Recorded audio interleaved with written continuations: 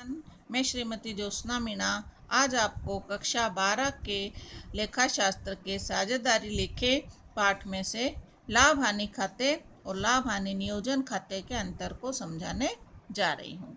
ध्यान से देखें, यहाँ पर लाभ हानि खाते और लाभ हानि नियोजन खाते का अर्थ आपको पहले ही समझाया जा चुका है। फिर भी एक बार बता देती हूँ कि लाभ हानि खाता एक ऐसा खाता है जो व्यापार खाते के उपरांत बनाया जाता है। इसके द्वारा हम शुद्ध लाभ अथवा शुद्ध हानि ज्ञात करते हैं। किंतु लाभ हानि नियोजन खाता एक ऐसा खाता है जिसके द्वारा हम लाभ हानि खाते से प्राप्त लाभ अथवा हानि का नियोजन करते हैं। नियोजन अर्थात समायोजन, अर्थात जो लाभ हानि हमको प्राप्त हुआ है उस लाभ हानि को पूर्णतः शुद्ध रूप प्रदान करने का काम करते हैं अथवा उसको सटीक रूप से निकालने का काम करते हैं। अब देखिए, सर्वप्रथम अंतर में है समय।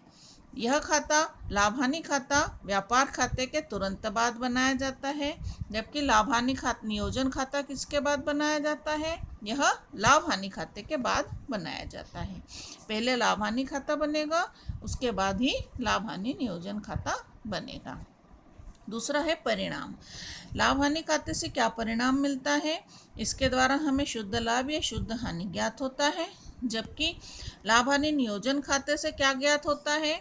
लाभ हानि नियोजन खाते से शुद्ध लाभ या शुद्ध हानि जो ज्ञात होती है उसको और अधिक सही बनाने के लिए उसका नियोजन करते हैं, एवं नियोजन अर्थात एडजस्टमेंट, उसमें नहीं लिखी गई मदों को लिखकर उसे शुद्ध करते हैं और नियोजित लाभ हानि, नियोजित शुद्ध लाभ अथवा नियोजित शुद्ध हानि ज्ञात करते हैं, अर्थात शुद्ध लाभ या शुद्ध हानि का समायोजन करते हैं। तीसरा, क्रम। लाभ हानि खाता पहले बनाया जाता है, जबकि लाभ हानि नियोजन खाता लाभ हानि खाते के बाद में बनाया जाता है। चौथा, शेष। लाभ हानि खाते में प्रारंभिक व अंतिम शेष का होना आवश्यक नहीं है। इसमें प्रारंभिक शेष नहीं होता, बल्कि यह सकल लाभ के आधार पर बनाया जाता है, सकल लाभ के शेष के आधार पर बनाया जाता है। जबकि लाभ हानि नियोजन खाता में प्रारंभिक शेष भी होता है एवं अंतिम शेष भी होता है। जो लाभ हानि खाते से प्राप्त शुद्ध लाभ या हानि वह इसका प्रारंभिक शेष होता है और उसमें समायोजन करके जो हम निकालते हैं वह इसका अंतिम शेष होता है। और इसी प्रकार मदें, जैसा कि आप सभी जानते हैं कि लाभ हानि खाता कैसे बनाया जाता था। 11वीं में हमने इसको बनाना सीखा था, जिसमें व्यापार खाता, लाभ हानि खाता और चिट्ठा तीनों को हमने बनाना सीखा, जिसमें आप अच्छे से जानते हैं व्यापार खाते में हम सभी प्रकार के प्रत्यक्ष व्यय लिखते हैं। जैसे प्रत्यक्ष व्ययों में आप जानते हैं कि मजदूरी है या चुंगी कर है इत्यादि व्यय, विभिन्न प्रकार के ऐसे प्रत्यक्ष व्यय जो सीधे कारखाने में वस्तु को बनाने पर किए जाते हैं वो लिखते हैं। क्रय विक्रय लिखते हैं, ये हम व्यापार खाते में लिखते थे। किंतु लाभ हानि खाते में हम क्या लिखते थे? लाभ हानि खाते में हम अप्रत्यक्ष व्यय लिखते थे, विभिन्न प्रकार के अप्रत्यक्ष व्यय, जैसे जो वस्तु को बनाने के बाद किए जाते हैं, जैसे वेतन के अलावा जो है कमीशन देना या किसी प्रकार का बट्टा देना या स्थान का कोई ऑफिस का किराया देना, हम विभिन्न प्रकार की कार्यालयीन संपत्तियों के ऊपर ह्रास लगाना, स्टेशनरी का खर्चा, ऑटो रिक्शा का खर्चा या इत्यादि विभिन्न प्रकार के वाहन खर्चे।